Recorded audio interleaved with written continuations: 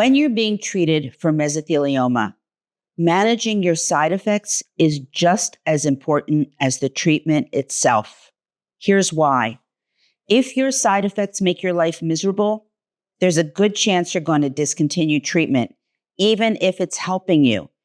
Or your quality of life could suffer so much that the extra time the treatment gives you doesn't feel like it's worth it. Today, I want to give you practical, specific strategies for managing the most common mesothelioma treatment side effects. Not just medical interventions, but real-world tips that can make day-to-day life more manageable during an unquestionably difficult time. I'm Terry Oppenheimer. I've been writing about mesothelioma and asbestos for the website mesothelioma.net for over a decade. I'm not a physician, and this is not medical advice, but these practical management strategies come from countless conversations with patients and caregivers who've gone through or seen the worst of the side effects that treatment can cause. So let's start with the top one, fatigue. It's the most common and often most debilitating side effect across all the different mesothelioma treatments. Cancer-related fatigue is not just feeling tired.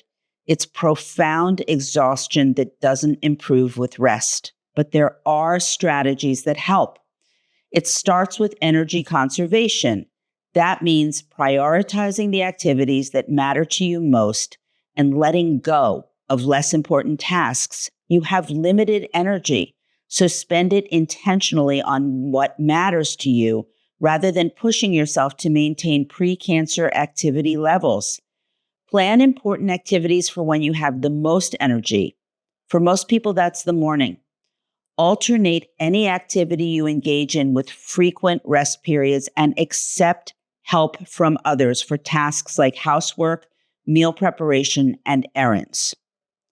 Gentle exercise may seem counterintuitive when you're exhausted, but research consistently shows that appropriate physical activity actually reduces cancer-related fatigue. That doesn't mean you're going to be running marathons, but it does mean taking short walks, doing gentle stretching, or chair exercises that have been adapted to your current level of ability. Even 10 to 15 minutes of movement can help with energy and mood. Nutrition matters for maintaining strength even when you have no appetite. Small, frequent, nutrient-dense meals are better than trying to eat 3 large meals a day, and protein is especially important, so aim for including it in every meal and snack. Nutritional supplement drinks like Ensure or Boost can really help, especially when solid food isn't appealing. Now, I'm going to take a break here and ask you a quick favor.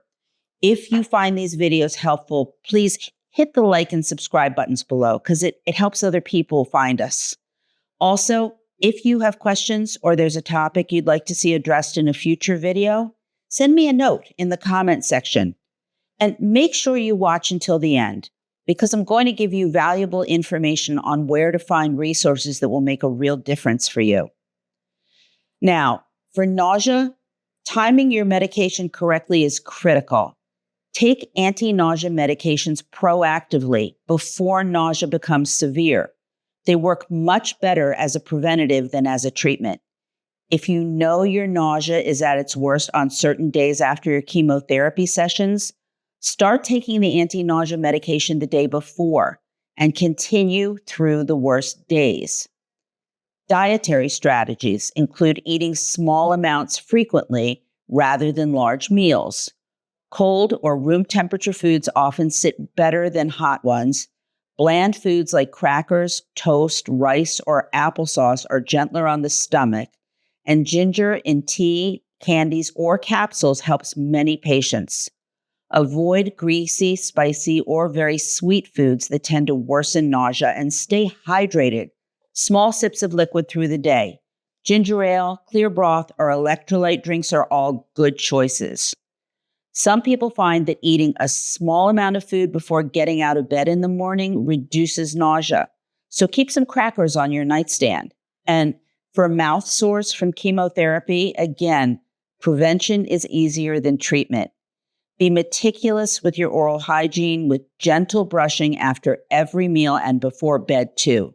Use a soft toothbrush, replace it frequently, rinse frequently with salt water or a baking soda solution made of a 1/4 teaspoon of baking soda in 8 ounces of warm water. Avoid alcohol-based mouthwashes that'll sting, and if sores do develop, again, avoid spicy, rough, or hard foods. Soft, bland ones are easier to tolerate, as are cold ones, and ice chips can be soothing. Also, there are now prescription mouthwash solutions that will numb and protect against sores, so ask your oncologist to prescribe them. Constipation caused by pain medication and some of the chemotherapy drugs is common, so drink plenty of fluids, at least 8 glasses daily if you can, and eat high-fiber foods like fruit, vegetables, and whole grains, unless you're having diarrhea. Stay active. Even gentle movement helps bowel function. Stool softeners will be taken preventively, will help with the pain medications, and if you need a stronger laxative, your doctor can prescribe one. Again, don't wait until you're severely constipated to address this. Prevention is easier. Conversely, for diarrhea from chemotherapy or immunotherapy, stay hydrated. Diarrhea can cause dangerous dehydration. Drink clear liquids, broth, and electrolyte solutions, and follow the BRAT diet: bananas, rice, applesauce, and toast, plus other bland, low-fiber foods. Avoid caffeine, alcohol, high-fiber foods, and raw vegetables that can make things worse. And take anti-diarrheal medications as prescribed. This is important. Report severe diarrhea where there are more than 4 to 6 watery stools a day or blood. Let your oncology team know right away, because this could mean a serious complication that requires immediate treatment. If your skin is sore, use moisturizers that are recommended by your radiation team. They know what's safe to use during treatment. Wear loose, soft clothing over any area that feels exposed and burned, and avoid the sun. Don't apply heat or ice to any treatment area, and take pain medications as prescribed on a schedule rather than waiting until things get severe. Again, pain is easier to control when you stay ahead of it. Don't try to be stoic. Uncontrolled pain makes everything worse, including fatigue, sleep, appetite, and your mood. Work with your team to find the right pain management approach. This may mean trying different medications, adjusting doses, adding non-medication strategies like relaxation techniques or heat or cold therapy, or even getting referred to a pain management specialist. Sleep problems are common during cancer treatment, so try to maintain a consistent sleep schedule even if you're resting during the day. Create a calm sleep environment that's dark, quiet, and cool. Limit your screen time before bed. Avoid large meals, caffeine, or alcohol close to bedtime, and try gentle stretching or relaxation exercises. They might help. Short daytime naps are okay, but long naps can definitely make it harder to get to sleep at nighttime. And if your insomnia is severe, talk to your doctor about prescribing sleep medications. Anxiety and depression frequently accompany a cancer diagnosis and treatment, so give yourself a break by acknowledging that these feelings are normal responses to extraordinary stress. Talk with trusted friends or family rather than trying to carry the burden alone, and consider counseling or therapy. Many cancer centers offer this. Join support groups where you can connect with others facing similar challenges.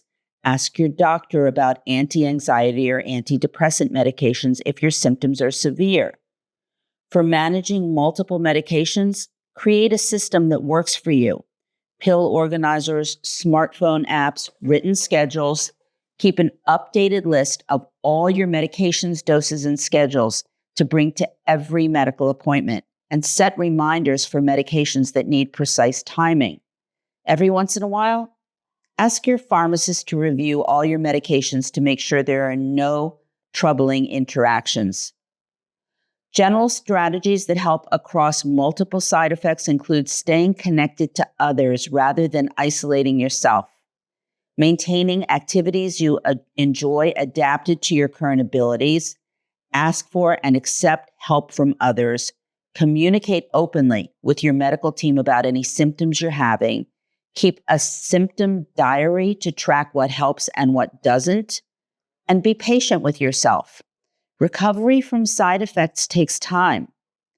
Managing mesothelioma treatment side effects requires multiple strategies: energy conservation, gentle exercise for fatigue, proactive anti-nausea medication and dietary modifications for nausea, oral hygiene and bland foods for mouth sores, hydration and fiber for constipation, brat diet and antidiarrheals for diarrhea, gentle skin care for radiation reactions, schedule pain medications for pain, sleep hygiene for insomnia, and counseling or medication for anxiety and depression. Communicate openly with your medical team and don't try to tough out severe symptoms. You can visit mesothelioma.net for comprehensive information about managing treatment and side effects. Or for immediate guidance or access to resources, call 1-800-692-8608 or use the live chat feature on our website to work directly with one of our patient advocates right away. As for me, remember to put your questions in the comment section below, and I'll see you next time.